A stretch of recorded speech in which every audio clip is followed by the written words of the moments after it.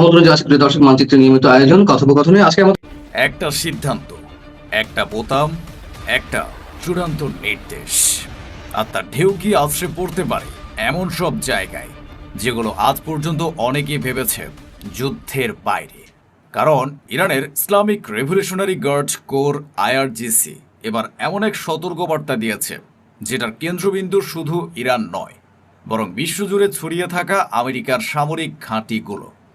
তাদের বক্তব্যের সারমর্ম হচ্ছে, যদি যুক্তরাষ্ট্র ইরানের বিরুদ্ধে নিউক্লিয়ার অস্ত্র ব্যবহার করে তাহলে পৃথিবীর বিভিন্ন দেশে থাকা মার্কিন সামরিক ঘাঁটিগুলো টার্গেট হতে পারে, এমনকি সেগুলো দখল বা কবজার মতো পরিস্থিতিও তৈরি হতে পারে। আর আইআরজিসি এই বক্তব্যকে শুধু হুমকির ভাষায় থামায়নি, তারা একটি ঐতিহাসিক তুলনা টেনে দিয়েছে, যেটা শুনলেই যে কারো মাথায় একটাই শব্দ ঘুরে, ভয়। তারা বলেছে, আজকের পৃথিবী ওয়ার্ল্ড ওয়ার 2 নয়।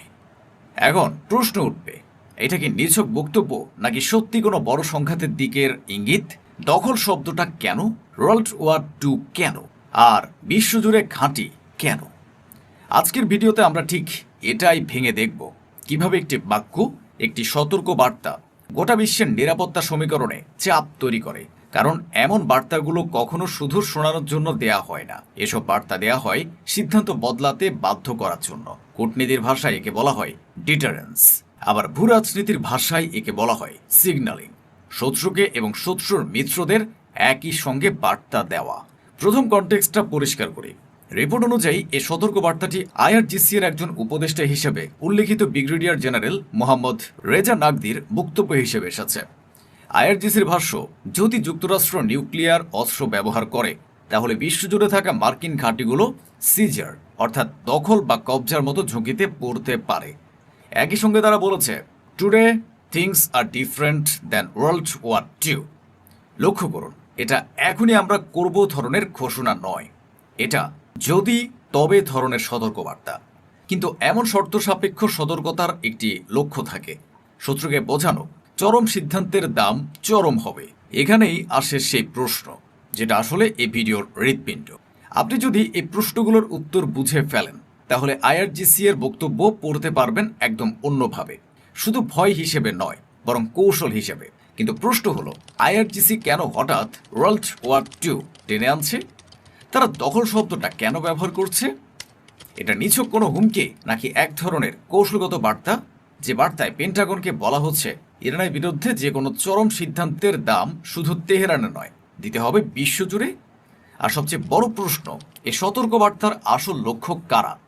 আমেরিকার সিদ্ধান্ত গ্রহণকারী মহল নাকি আমেরিকার মিত্র দেশগুলো, যারা নিজেদের মাটিতে মার্কিন ঘাঁটিকে আশ্রয় দিয়েছে?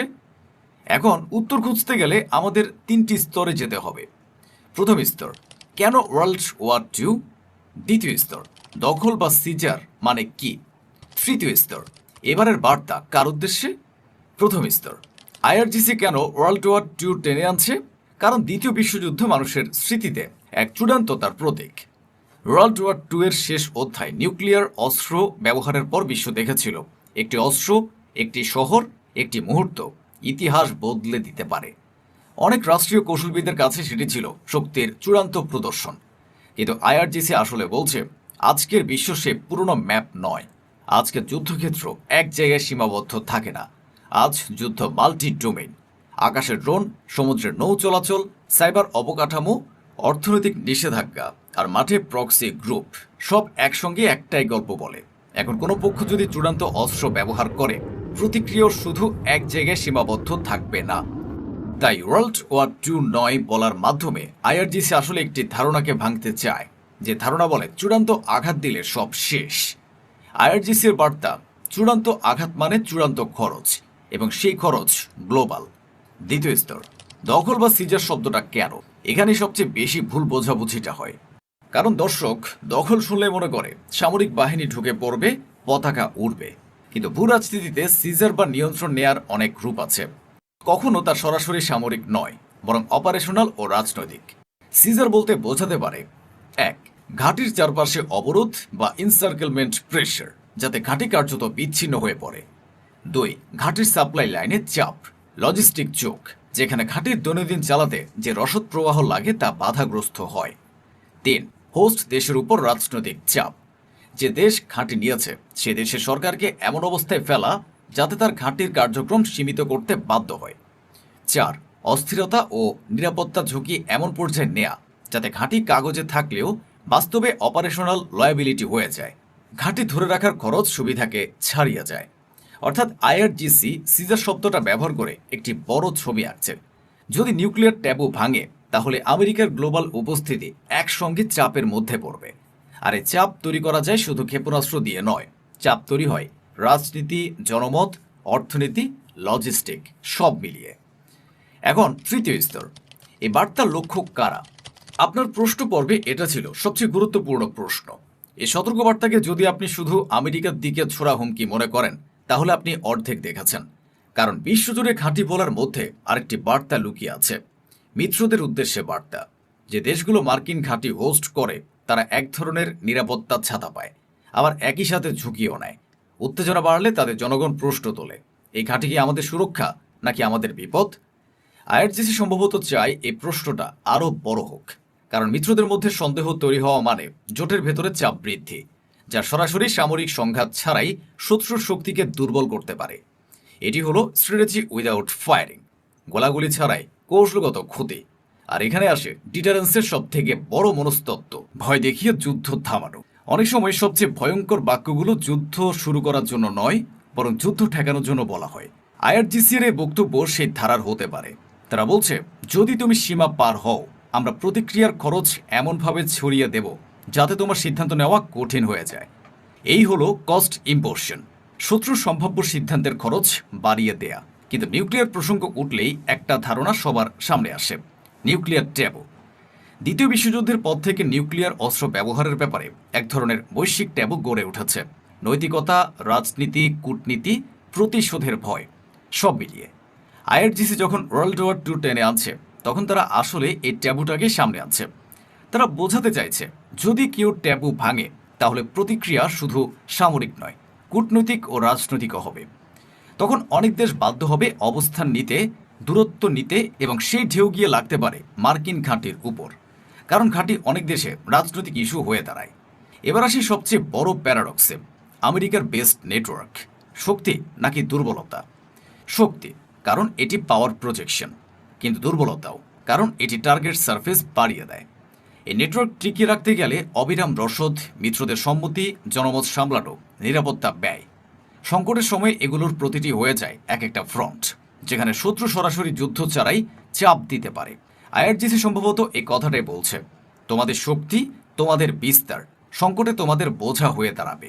এখন দর্শকের মনে স্বাভাবিক প্রশ্ন, এটা কি শুধু কথার যুদ্ধ? বাস্তবে কি হতে পারে? নিশ্চিত করে কেউ কিছু বলতে পারে না, কিন্তু কৌশলগতভাবে কিছু সম্ভাব্য দৃশ্যপট বোঝা যায়। কারণ এই ধরনের সতর্কবার্তার পরে সাধারণত কয়েকটা জিনিস ঘটে। প্রথমত, ঘাঁটি ও নৌ উপস্থিতিতে সতর্কতা বাড়ে। সতর্কতা বাড়া মানে সিদ্ধান্ত দ্রুত হয়, প্রতিক্রিয়া দ্রুত হয়, আর ভুল বোঝাবুঝির ঝুঁকিও বাড়ে। দ্বিতীয়, মিত্র দেশগুলো তাদের অবস্থান আরও সতর্কভাবে মাপতে শুরু করে, কারণ তারা জানে উত্তেজনা বাড়লে চাপ আরও তাদের ঘাড়ে আসবে। তৃতীয়ত, অর্থনীতিতে অনিশ্চয়তা বাড়ে, বিশেষ করে শক্তি সরবরাহ ও শিপিং রুটের ক্ষেত্রে, কারণ মধ্যপ্রাচ্যের উত্তেজনা মানেই বাজারে নার্ভাসনেস। চতুর্থ, সবচেয়ে বিপজ্জনক, মিসক্যালকুলেশন। অনেক সময় যুদ্ধ শুরু হয় পরিকল্পনা দিয়ে নয়, ভুল হিসাব দিয়ে। তবে এখানেও একটা সূক্ষ্ম বিষয় আছে। আইআরজিসি যদি সত্যি যুদ্ধ চাইতো তাহলে তারা যদি শব্দে আটকে থাকতো না, তারা সরাসরি সময়ের টার্গেট দিত, সরাসরি ঘোষণা দিত, কিন্তু তারা করছে উল্টো, তারা শর্ত দিয়েছে। এর মানে হতে পারে তাদের লক্ষ্য হলো লাল রেখা স্থাপন। নিউক্লিয়ার ট্যাবু ভাঙা যাবে না। এই লাল রেখা স্থাপন করা হলে শত্রু সিদ্ধান্ত নেওয়া কঠিন হয়, কারণ নিউক্লিয়ার বিকল্প নিয়ে প্রকাশ্য কথাবার্তা চালালেই কূটনৈতিকভাবে ক্ষতি হয়। আর তাই আপনার প্রশ্ন পর্বের শেষ প্রশ্নটা, আসল লক্ষ্য কারা, এটা শুধু দর্শককে কৌতূহলী করে না, এটা বাস্তব কৌশলও ব্যাখ্যা করে। আমেরিকার সিদ্ধান্ত গ্রহণকারী মহলকে আইআরজিসি বলছে চরম সিদ্ধান্ত মানে চরম দাম, আর আমেরিকার মিত্রদের আইআরজিসি বলছে চরম সিদ্ধান্ত হলে তোমাদের মাটিও ঝুঁকিতে থাকবে। এই দ্বিমুখী বার্তাই হলো শক্তিশালী সিগন্যালিং। এখন আমরা যদি এই পুরো ঘটনাকে এক লাইনে সংক্ষেপ করি তাহলে দাঁড়ায়, আইআরজিসি চেষ্টা করছে সম্ভাব্য নিউক্লিয়ার সিদ্ধান্তকে অপ্রয়োগযোগ্য করে তুলতে, তার খরচটাকে বিশ্বজুড়ে ছড়িয়ে দেওয়ার ভয় দেখিয়ে। এটি হতে পারে কেবল মনস্তাত্ত্বিক যুদ্ধ, কিন্তু মনস্তাত্ত্বিক যুদ্ধই অনেক সময় বাস্তব যুদ্ধের দিক পরিবর্তন করে দেয়। কারণ সিদ্ধান্ত গ্রহণকারীরা শেষ পর্যন্ত শুধু অস্ত্রের ক্ষমতা দেখে না, তারা দেখে পরিণতি কতটা নিয়ন্ত্রণযোগ্য। তাহলে সামনে আমরা কি নজরে রাখব? কয়েকটা ইন্ডিকেটর আছে, যেগুলো দেখলে বোঝা যাবে উত্তেজনা বক্তব্য থেকে অপারেশনাল স্তরে যাচ্ছে কিনা। যেমন বড় শক্তিগুলোর ভাষা আরও কড়া হচ্ছে কিনা, ঘাঁটিগুলোতে সতর্কতা প্রকাশ্যে বাড়ানো হচ্ছে কিনা, কূটনৈতিক চ্যানেল বন্ধ হচ্ছে কিনা, অথবা বাজারে শিপিং ও শক্তি সরবরাহ নিয়ে উদ্বেগ হঠাৎ বেড়ে যাচ্ছে কিনা। এগুলো সংকেত দেয় বার্তা যুদ্ধ কোথায় যাচ্ছে। এখন শেষ করি আপনার কাছে দুইটা প্রশ্ন রেখে, কারণ এই ভিডিওর আসল উদ্দেশ্য ভয় দেখানো নয়, উদ্দেশ্য বোঝানো বার্তার ভেতরের বার্তা কিভাবে কাজ করে।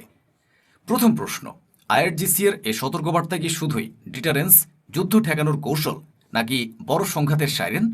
দ্বিতীয় প্রশ্ন, বিশ্বজুড়ে মার্কিন ঘাঁটির নেটওয়ার্ক। দর্শক, আজকেও সৌদি আরব, তুরস্ক এবং পাকিস্তানের মধ্যকার চুক্তি নিয়েই কথা বলবো। কারণ হচ্ছে এই চুক্তি এমন একটা পরিস্থিতি তৈরি করেছে, তাতে মধ্যপ্রাচ্যের বর্তমান পরিস্থিতি আসলে কি, কোথায় যাচ্ছে, এই চুক্তির লক্ষ্য উদ্দেশ্য কি, কাকে টার্গেট করে এই চুক্তি করা হোক, এই চুক্তি আসলে কতটা কার্যকর হবে। সবচেয়ে বড় প্রশ্ন হচ্ছে এই চুক্তির মধ্য দিয়ে কি আমেরিকাকে মধ্যপ্রাচ্য থেকে সরিয়ে দেওয়ার চেষ্টা করা হচ্ছে, নাকি চাপ কমানোর জন্য খানিকটা দায়িত্ব ভাগ করে নিল সৌদি আরব, পাকিস্তান আর তুরস্ক। বলা হচ্ছে ইরানকে টার্গেট করে এই জোট গঠন করা হয়নি। তাহলে এখানেই প্রশ্ন আসছে, কেন এই ব্যাখ্যা দিতে হলো? দ্বিতীয়ত, এই জোট কি ইরানের কৌশলগত হিসাব নিকাশ আসলে বদলে দেবে কি না, এবং এই জোটে মিশর যোগ দিতে পারে, কিন্তু কিছু টেকনিক্যাল বিষয় নাকি সলভ করতে হবে। কি সেই টেকনিক্যাল বিষয়? এবং মিশর যদি যুক্ত হয় তাহলে সাধারণ ডিফেন্স প্যাক্ট অর্থাৎ সাধারণ প্রতিরক্ষা চুক্তি বা নিরাপত্তা চুক্তি থেকে এটা কি রিজিওনাল মুসলিম অ্যালায়েন্স এই ধরনের কোনো কিছু গঠন হয়ে যাবে কিনা। আর সবচেয়ে বড় প্রশ্ন আমার কাছে সেটা হচ্ছে এই জোট আসলে ইসরায়েলের বিরুদ্ধে কোনো অবস্থান নেবে নাকি নেবে না। যদি মিশর যুক্ত হয় তাহলে ইসরায়েলের যে গ্রেটার ইসরায়েল প্রতিষ্ঠার একটা প্রত্যাশা বা পরিকল্পনা ছিল, সেই পরিকল্পনা ঠেকানো কি এই জোটের উদ্দেশ্য কিনা। এরকম অনেক অনেক প্রশ্ন আছে। সহজে বলি, প্রশ্ন অনেক, জবাব কই। সুপ্রিয় দর্শক, এই বিষয়গুলো নিয়েই এখন আলোচনা করব এবং আজকের আলোচনায় কিছু জবাব খুঁজে পাওয়ার চেষ্টা করব। আশা করি সঙ্গে থাকবেন। কারণ হচ্ছে এই জোট অ্যাকচুয়ালি শুধু মধ্যপ্রাচ্য না, আন্তর্জাতিক অনেক কিছুতেই নতুন হিসাব নিকাশ তৈরি করছে। কৌশলগত সমীকরণ পাল্টে দেবে কি না, অনেক কিছু এখানে প্রশ্নের জন্ম দিচ্ছে। সেই জায়গা থেকে এই আলোচনাটা যথেষ্ট গুরুত্বপূর্ণ বলে মনে করছি। আপনারা শেষ পর্যন্ত সঙ্গেই থাকুন, আর ভিডিও ভালো লাগলে লাইক, কমেন্ট, শেয়ার করবেন এবং চ্যানেলটি সাবস্ক্রাইব করে সাথেই থাকবেন। দর্শক, চলুন বিস্তারিত আলোচনা করি। প্রথম যে প্রশ্ন দিয়ে শুরু করেছিলাম যে এই জোট আমেরিকাকে সরিয়ে দিচ্ছে কিনা মধ্যপ্রাচ্য থেকে, নাকি আমেরিকা যে দায়িত্ব পালন করে আসছিল এতদিন তার কাঁধ থেকে তার বোঝা কিছুটা কমিয়ে দিয়ে সেই বোঝা তুরস্ক, পাকিস্তান এবং সৌদি আরব নেওয়ার চেষ্টা করছে। আসলে কোনটা? এখানে দুই অ্যাঙ্গেল থেকেই বিশ্লেষণ করা যেতে পারে। প্রশ্নের যেহেতু দুটো পার্ট, আমি দুটো অ্যাঙ্গেল থেকেই দুটো পার্ট আমি বিশ্লেষণ করার চেষ্টা করছি। প্রথম কথা হচ্ছে যে এই জোট কি আমেরিকাকে মধ্যপ্রাচ্য থেকে সরিয়ে দেওয়ার চেষ্টা করছে কিনা, সেটা একটা প্রশ্ন। আমার কাছে মনে হয় যে খানিকটা সেই চেষ্টা করছে, এই কারণে যে এই যে ইরান, আমেরিকা, ইসরায়েলের যে যুদ্ধটা, সেই যুদ্ধে খুব বেসিক দুটো কাজ হয়েছে। একটা বিষয় হচ্ছে সৌদি আরব থেকে শুরু করে এই আরব দেশগুলো, যে উপসাগরীয় যে আরব দেশগুলো, তাদের কারোরই অ্যাকচুয়ালি নিরাপত্তা দিতে পারেনি আমেরিকা। শুধু নিরাপত্তা দিতে পারেনি না, এই সমস্ত দেশে আমেরিকার যে ঘাঁটিগুলো ছিল সেই ঘাঁটিগুলোই রক্ষা করতে পারেনি আমেরিকা। তাহলে সৌদি আরব এখানে পরিষ্কার বুঝেছে যে আমেরিকার নিরাপত্তা দিতে পারছে না। এটা গেলে একটা অংশ। আর একটা অংশ হচ্ছে যে আরব দেশগুলোর উপরে যখন আরব দেশগুলো বিভিন্ন বিমানবন্দরে বা মার্কিন ঘাঁটিতে যেখানে যেখানে মার্কিন বিমান এই সমস্ত ছিল, সেখানে যখন ইরান একের পর এক ক্ষেপণাস্ত্র এবং ড্রোন হামলা চালিয়েছে, সেইগুলো রক্ষা যতটা করার চেষ্টা করেছে তার চেয়ে সবার আগে ইসরায়েলের নিরাপত্তা রক্ষাটা আগে করেছে এবং এই অঞ্চল থেকে কোনো সময় থার্ড পেট্রিয়ট সরিয়ে নিয়ে ইসরায়েলকে নিরাপত্তা দেওয়ার চেষ্টা করেছে। এবং সৌদি আরব বা আরব দেশগুলোর উপরে যে সমস্ত ক্ষেপণাস্ত্র বা ড্রোন ছুড়েছে ইরান, সেগুলো ঠেকানোর চেয়ে ইসরায়েলকে লক্ষ্য করে যে সমস্ত ক্ষেপণাস্ত্র এবং ড্রোন ছুড়েছিল ইরান, সেইগুলোকে ঠেকানোর চেষ্টা করেছে বেশি। এগুলো চোখের সামনেই সৌদি আরব এবং অন্য আরব দেশগুলো দেখেছে। দেখার পরে এই জায়গা থেকে আমেরিকার উপর তাদের আস্থা কমে যাওয়াটা স্বাভাবিক, যার কারণে সৌদি আরব বা অন্যান্য আরব দেশ, বিশেষ করে সৌদি আরব, কাতার, এই দুটো দেশ আমেরিকাকে অনেক ক্ষেত্রেই সাহায্য সহযোগিতা করেনি বা তাদের সক্রিয় কোনো ভূমিকা ছিল না। তারা বেশিরভাগ ক্ষেত্রে নীরব ছিল, চুপ ছিল, অথবা একেবারে উপায়হীন হয়ে তাদের হয়তো ঘাঁটি টাটি ব্যবহার করেছে, বাট তারা আমেরিকাকে কোনো সাহায্য সহযোগিতা করেনি। এইরকম মোটামুটি দেখা যায়। এবং মাঝে মাঝে আমরা এমন খবর পেয়েছি যে সৌদি আরবের সাথে ডোনাল্ড ট্রাম্পের টানা পড়েন। সৌদি আরব বলছে যে আমার আকাশ, আমার ঘাঁটি তোমরা ব্যবহার করতে পারবে না। তারপরে এই যে সর্বশেষ যে বড় হামলা চালাতে চেয়েছিল আমেরিকা, তখন সৌদি যুবরাজ মোহাম্মদ বিন সালমান সরাসরি ট্রাম্পকে ফোন করে বলছে যে এই কাজ করবেন না, এতে অনেক বেশি ক্ষতিগ্রস্ত হবে, সংকটে পড়বে মধ্যপ্রাচ্যের সমস্ত তেল এবং গ্যাসের অবকাঠামো, তেল ক্ষেত্র, রিফাইনারি এবং গ্যাসের ফিল্ডগুলো। তার মানে কি, আমেরিকার এই হামলায় ইরান কতটা ক্ষতিগ্রস্ত হবে, তার চেয়ে ইরান যে পাল্টা হামলা চালালে মধ্যপ্রাচ্য ব্যাপকভাবে ধ্বংসপ্রাপ্ত হবে, এই বিষয়টা বুঝতে পেরেছে সৌদি আরবের লোকজন। এই জন্য তারা আমেরিকার উপর আস্থা না রেখে বরং বলছে যে আপনারা হামলা করবেন না ইরানের উপরে, আপনারা ইরানের উপর হামলা করলে ইরান যে পাল্টা প্রতিশোধ দেবে আরব দেশগুলোর উপরে, তার ক্ষয়ক্ষতি আমাদের উপর দিয়ে যাবে। তার মানে আমেরিকার উপর কিন্তু তাদের আস্থা নেই, এটা একটা বাস্তব দিক। কিন্তু তুরস্ক, সৌদি আরব এবং পাকিস্তান, তিনটা দেশই যেহেতু আমেরিকার পক্ষের দেশ এবং তিনটা দেশের সাথে আমেরিকার সম্পর্ক, তো আমি গত রাতের ভিডিওতে বলেছি যে তুরস্ক হচ্ছে সরাসরি নেটো জোট অর্থাৎ মার্কিন নেতৃত্বাধীন সামরিক জোটের সদস্য। সে যদি এখানে এসে জোট করে, আবার তার সাথে ইসরায়েলের সম্পর্ক কিন্তু কম বেশি আছে, সে যদি এখানে এসে জোট করে তাহলে ইরানকে রক্ষার জন্য জোট করছে, মুসলিম স্বার্থ রক্ষার জন্য জোট করছে, নাকি আমেরিকা যেটা করতে পারেনি সেটা করার জন্য জোট করছে? অর্থাৎ এখানে যেহেতু তিন দেশই মুসলিম দেশ এবং আঞ্চলিক দেশ, এরা যদি জোট করে তখন ইরানের পক্ষে এই সমস্ত জায়গায় যুদ্ধ করাটা কঠিন হয়ে যাবে, কারণ মুসলিম ভ্রাতৃঘাতী যুদ্ধ হিসেবে গণ্য হবে। আবার শিয়া সুন্নির একটা প্রশ্ন আসছে, এরকম অনেক হিসাব নিকাশ আছে। তাহলে আলটিমেটলি আমেরিকার স্বার্থ কিন্তু রক্ষা করে এই দিক দিয়ে। আসলে কোনটা, অনেক অনেক অস্পষ্টতা আছে, অনেক প্রশ্ন আছে এই সব জায়গায়। এরপরে আমরা যদি দ্বিতীয় পয়েন্ট নিয়ে আলোচনা করি, ইরানকে টার্গেট না করেও কি ইরানের যে কৌশলগত একটা শক্তিমত্তা বা তার যে অবস্থান ছিল বা আছে, সেইটাকে দুর্বল করার চেষ্টা করবে এই জোট, সেটা কিনা? প্রথম প্রশ্ন হচ্ছে যে তুরস্কের পররাষ্ট্রমন্ত্রী হাকান ফিদান তিনি বলেছেন সরাসরি যে আমরা ইরানকে টার্গেট করে এই জোট গঠন করিনি। এই কথার ভেতরেই সবচেয়ে বড় প্রশ্ন রয়েছে যে তাকে এই কথা কেন বলতে হচ্ছে যে ইরানকে টার্গেট করে আমরা করিনি, এই কথা কেন বলতে হলো? তার মানে ভেতরে কি কোনো কিন্তু আছে, কোনো কিছু লুকানো আছে কিনা, সে প্রশ্ন কিন্তু অনেক বড় প্রশ্ন। অর্থাৎ আপনি যখন ব্যাখ্যা দিচ্ছেন তখন কিন্তু আপনার ব্যাখ্যার প্রয়োজনীয়তা কি, কেন আপনি ব্যাখ্যা দিলেন, সেই প্রশ্নই কিন্তু উঠে আসে যে আপনি কেন বলছেন এটা। আপনার কাছে তো জানতে চাইনি কেউ যে এটা ইরানকে লক্ষ্য করে কিনা, বা ইরান তো বলেননি যে আমাকে লক্ষ্য করে তোমরা এই জোট করলে, তাহলে আপনি কেন বলছেন যে ইরানকে লক্ষ্য করে না? এই প্রশ্ন কিন্তু অনেক বড় প্রশ্ন। তো সেই জায়গা থেকে প্রশ্ন হচ্ছে যে এই জোট ইরানের কৌশলগত হিসাব নিকাশ বদলে দেবে কিনা। ইরানের কৌশলগত হিসাব নিকাশটা কি? ইরানের কৌশলগত হিসাব নিকাশ হচ্ছে হরমুজ প্রণালী কন্ট্রোল করা, তারপরে আঞ্চলিক পর্যায়ে ইরান যে একটা বড় শক্তি হিসেবে উঠে দাঁড়ালো এটাকে ঠিকমতো প্রতিষ্ঠা করা, আঞ্চলিক পর্যায়ে যে সমস্ত প্রক্সি ফোর্স আছে বা প্রতিরোধকামী সংগঠনগুলো আছে সেগুলোর সাথে ইরানের সম্পর্ক যথেষ্ট। এবং এই প্রক্সি ফোর্সগুলোকে কিন্তু আমেরিকা এতদিন ধরে ডিসম্যান্টেল করার চেষ্টা করেছে, ধ্বংস করার চেষ্টা করেছে, ইসরায়েল ধ্বংস করার চেষ্টা করেছে, এদের উপরে নিষেধাজ্ঞা আরোপ করেছে, এদেরকে সন্ত্রাসী সংগঠন বলেছে, কিন্তু ইরান এদের সাথে সম্পর্ক মেনটেন করেই চলেছে। এবং এখন তারা কিন্তু আঞ্চলিক পর্যায়ে বেশ ভালো শক্তি। ইসরায়েলের সাথে আমেরিকার সাথে কম বেশি টুকটাক যুদ্ধ করেছে। এই পর্যায়ে এসে ইয়েমেনের সাথে যে যুদ্ধটা সৌদি আরবের বর্তমানে চলছে, এর ভেতরে ইরাকের রেজিস্ট্যান্স ফোর্সের উপরে কিন্তু সৌদি আরব হামলা চালিয়েছে। সৌদি আরব হামলা চালানোর পরে ইরাকের রেজিস্ট্যান্স ফোর্স এবং ইয়েমেন তারা পরিকল্পনা করেছিল যে অ্যাট এ টাইম তারা 2 পাশটা সৌদি আরবের উপর হামলা চালাবে, কিন্তু কোনো না কোনো কারণে হামলাটা বন্ধ করেছে। হয়তোবা ইরান অনুরোধ করেছে যে এখন না, এই জোট গঠন আমরা তাদের সাথে বোঝাপড়া করি কিভাবে কি করতে চাই, কি বিষয়। কিন্তু ফ্যাক্ট হচ্ছে কি, যে প্রতিরোধকামী সংগঠনগুলোর বিরুদ্ধে এতদিন যুদ্ধ করেছে ইসরায়েল এবং আমেরিকা, সেই প্রতিরোধকামী সংগঠনগুলোর বিরুদ্ধে এখন সরাসরি সৌদি আরব যুদ্ধ করবে বা হামলা চালিয়েছে।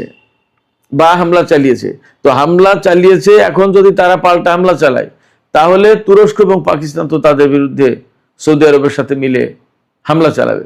তাহলে আঞ্চলিক পর্যায়ে ইরান এতদিন যে নার্সিং করলো বা সম্পর্ক বা সাপোর্ট দিয়ে এই সমস্ত সংগঠনগুলোকে বেশ খাড়া করে তোলার জন্য চেষ্টা করলো, সেই চেষ্টায় কি এখন পানি ঢেলে দেবে সৌদি আরব, পাকিস্তান এবং তুরস্ক? এই প্রশ্ন কিন্তু আসছে। যে কাজ করে খুব বেশি সফল হতে পারেনি আমেরিকা এবং ইসরায়েল, সেই কাজ কি এখন আমেরিকা বা ইসরায়েল তুরস্ক, পাকিস্তান এবং সৌদি আরবকে দিয়ে করাচ্ছে কিনা, সেটা কিন্তু একটা বড় প্রশ্ন। এরপরে আরেকটা প্রশ্ন, তুরস্কের পররাষ্ট্রমন্ত্রী হাকান ফিদান বলেছেন যে মিশর এই জোটে যোগ দেবে এবং আমরা তাকে কার্যত বা ন্যাচারালি আমাদের সদস্য বলেই মনে করছি। কিছু সামান্য টেকনিক্যাল ইস্যু আছে, এই ইস্যুসগুলো সলভ হলে আমরা তুরস্ককে নিয়ে নেব এবং তুরস্ক জোটে যোগ দেবে। এখানে বেশ কয়েকটা প্রশ্ন আছে। এখানে হাকান ফিদান সাংবাদিকদের বলেছেন, বা আল জাজিরায়, ডনে, বিভিন্ন জায়গায় রিপোর্ট হয়েছে যে 3টা দেশ এর ফাউন্ডার সদস্য হিসেবে থাকতে চাচ্ছে। সেই 3টা দেশ কে? তুরস্ক, সৌদি আরব এবং পাকিস্তান। এখানে সৌদি আরবের বিপুল অর্থ আছে, তুরস্কের আছে টেকনোলজি, আর পাকিস্তানের আছে বিশাল সামরিক বাহিনী, পরমাণু শক্তি এবং সম্ভবত ভালো ইঞ্জিনিয়ারিং সিস্টেম। তো এই জায়গায় এদের মাতবর হবে কে, সেটা কিন্তু একটা প্রশ্ন। নেতাকে, আমি সে প্রশ্ন তুলেছিলাম যে জোট যে গঠন হচ্ছে, তা এদের নেতা হবে কে? আমি একটা কথা আমি আপনাদেরকে বলে রাখি, সৌদি আরব তার নেতৃত্ব সহজে কারোর হাতে ছেড়ে দিতে চাইবে না। আবার এরদোগান কিন্তু যথেষ্ট নেতৃত্বের প্রত্যাশা এবং নেতৃত্ব দিতে চায়, এবং সব জায়গায় কিন্তু তার একটা নেতৃত্ব থাকবে। সব জায়গায় এরদোগান আছেন এরকম একটা ভাব কিন্তু থাকতে হয়। মুসলিম বিশ্বের তিনি নেতা, এরকম একটা ফ্লেভার বহু বছর ধরে তিনি প্রতিষ্ঠার চেষ্টা করে আসছেন। সেক্ষেত্রে এই জায়গায় একটা বড় ব্যাপার আছে যে নেতাকে, এই যে জোট গঠন হলো তাদের সচিবালয় থাকবে, সেক্রেটারিয়েট থাকবে সৌদি আরবে, এবং কমিটি থাকবে। এই জোট পরিচালনা কমিটি থাকবে। একটা কমিটি হবে পররাষ্ট্রমন্ত্রীদের কমিটি, একটা কমিটি হবে প্রতিরক্ষা মন্ত্রীদের কমিটি, আর একটা কমিটি হবে সামরিক বাহিনীর প্রধান বা সশস্ত্র বাহিনীর প্রধান, তাদের একটা কমিটি। তো এখানে মাতবার হবে কে এবং কার প্রভাব বেশি থাকবে, সেটা কিন্তু একটা গুরুত্বপূর্ণ ব্যাপার। তো সেই জায়গা থেকে এই যে 3 দেশ, এরা নিজেদেরকে আপাতত প্রতিষ্ঠাতা সদস্য হিসেবে নিজেদেরকে প্রতিষ্ঠা করলো। এইবার এই 3 দেশের অনুমোদনে বাকিরা সব সদস্য হিসেবে আসতে পারবে। তো মিশরকেও মেইনলি এই 3 দেশের অনুমোদন ক্রমে এই জোটে যোগ দিতে হবে। একটা কথা আমি আপনাদেরকে বলি, মিশরের সাথে কিন্তু বিশেষ করে এরদোগান সরকারের সম্পর্ক অনেকদিন ধরেই ভালো ছিল না। আবার সৌদি আরবের সাথেও কিন্তু একই অবস্থা ছিল। তারপরেও এখন 2 দেশের সাথে সম্পর্ক করেছে।